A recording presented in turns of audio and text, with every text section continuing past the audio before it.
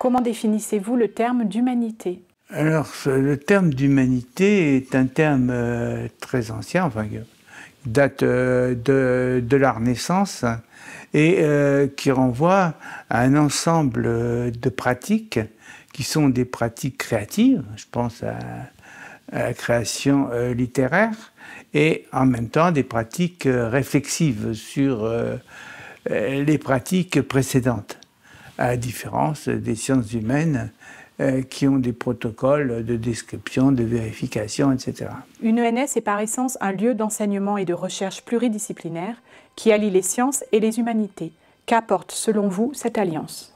L'alliance des sciences et des humanités nous amène à considérer les sciences non pas au niveau de la pratique expérimentale et routinière, mais au niveau de la constitution conceptuelle de la discipline. Il n'y a pas de grande différence entre la vision du monde d'un physicien de haut niveau et celui d'un philosophe très engagé dans la recherche. Par conséquent, il va de soi que séparer les humanités et la recherche scientifique, ça serait une absurdité, et ça n'a jamais existé, ça n'existera jamais. Quel est le rôle et l'avenir des humanités aujourd'hui dans cette interaction entre sciences et humanité? Les humanités, il y a toute une partie qu'on oublie volontiers dans leur définition, c'est qu'il faut y inclure la créativité.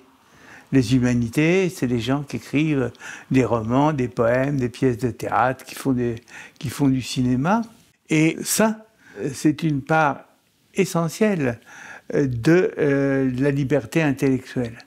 Et je crois que ça participe de la formation des chercheurs, toutes disciplines confondues, compte tenu finalement que la recherche, que ce soit en mathématiques, en philosophie ou en histoire, c'est inventer des concepts, passer sur des chemins assez difficiles cognitivement.